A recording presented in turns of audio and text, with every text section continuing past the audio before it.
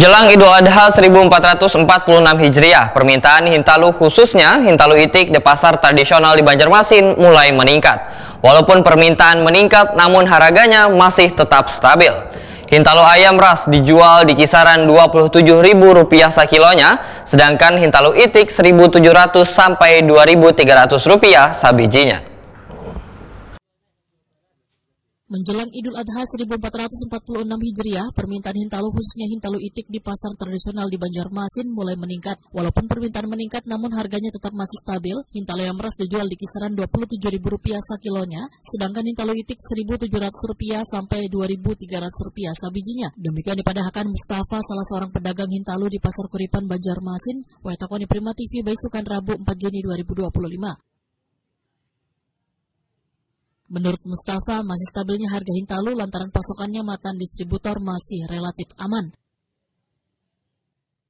Mandak hari raya nih Om, untuk telur sendiri. Kalau untuk telur harga tetap aja Masih stabil lah. biasa ya, Iya. stabil. Masih di harga berapa nih kalau hintalu ayam nih? Kalau ayam tetap aja sampai ke 27.000 Per kilonya. Kalau telur itik tetap aja. itu yang di 27.000 tuh semenjak kapan tuh Om? Sudah lama. Sudah lama ya? Permintaan kayak apa biasanya kalau di hari raya Idul Adha? Seperti biasa. Normal aja lah. Cuman lebih ke apa biasanya yang paling banyak dicari? Telur ayam ras kah atau itik? Kalau ini seimbang aja untuk hari raya. Lawan rasnya seimbang aja permintaan. Ini juga. Ini berarti pasokan lancar aja Om? Lancar ya. Idawati, salah seorang pembeli, menyatakan saat bersyukur harga hintalu itik masih stabil walaupun mendekati perayaan Idul Adha 1446 Hijriah.